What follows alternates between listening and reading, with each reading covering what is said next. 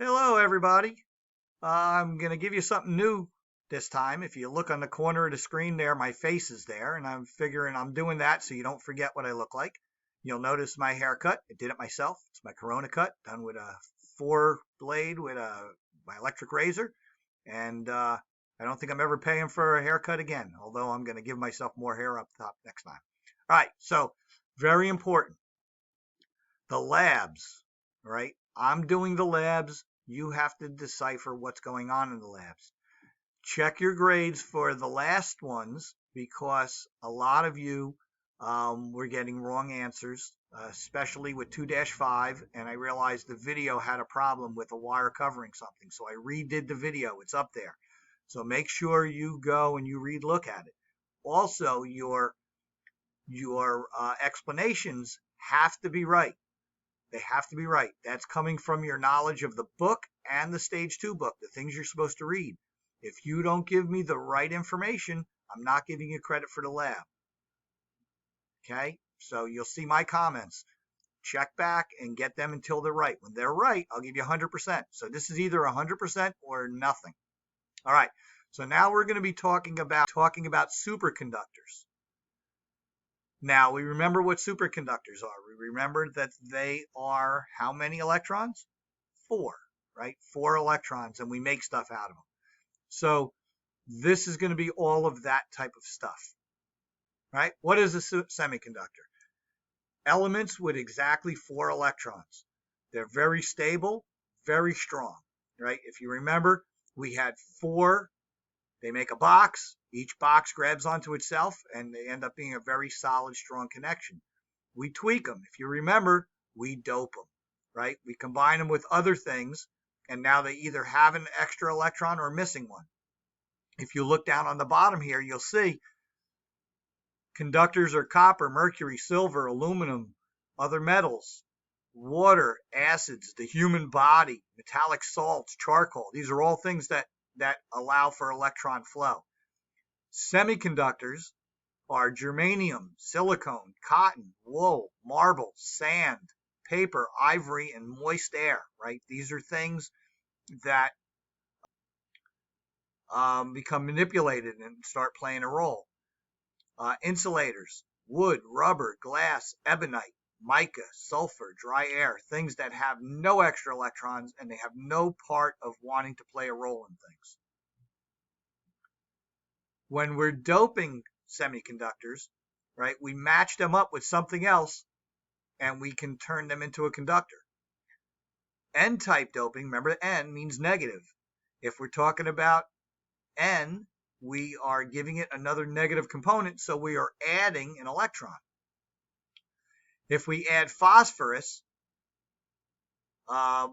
we end up causing impurities in silicone, and we get an extra electron. That extra electron makes it negative, and now it's a conductor. If we make them missing an electron, right, if they're missing that negative electron, then they must be positive. And that's considered P-type doping. Notice the P, right? P-type doping. We add boron. That brings the impurities into silicone. And now we're missing an electron. We make a positive. Now it's a conductor. Why do we talk about this? Because these items are directly made from this type of thing. If we have an extra electron, it's an electron to give. Okay, that gives it an electron that can go someplace. If we're missing an electron, it's an electron to accept. So now you have the giver and you have the catcher. Right? Either way is the movement of electrons. Either way is electricity, which is the movement of electrons. How the electricity is set into motion is designed by what we want it to do. Right? So if you look at this illustration, you can see how the little yellow electrons are winged off into something else, which is winged off to something else. You look at that and you can see how this do-si-do of electrons goes, right? So when we're talking about a diode, right? A diode is directly electron movement within it, right? It's the actual physical movement of electrons that we can see. So diodes are one-way valves for current, right? It's a one-way current flow. we have a P side and an N side when it comes to a diode, right? If you look at a diode, we have an anode, which is the positive side, and a cathode, which is the negative side. If you look down here at this chart, right, you can see that the P side has holes and the N side has free electrons. N side is where electrons come from, right? The negative of the battery, they're negative. So we have extra ones on the N side and we have missing ones on the P side. Guess where the extra ones go? They go into the hole on the P side, right? The extra electron is on the N side, the missing one's on the P side.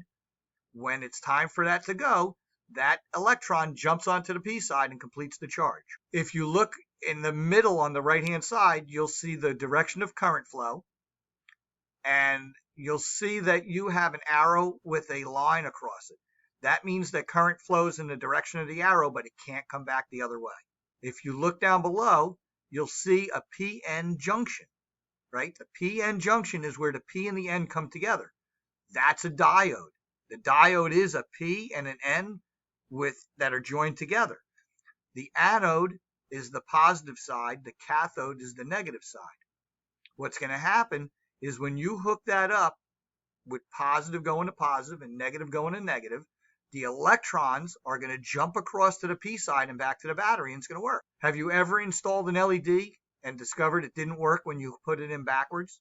It's because there's no electrons on the P side to jump into the N side, so it can't work that way. So polarity is very important when it comes to a diode. We can put diodes in two different directions, right?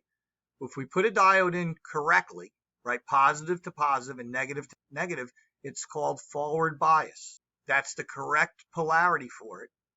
It's got very low resistance to current flow. It works exactly that way, right? Now, if we put that diode in backwards, it's called reverse bias.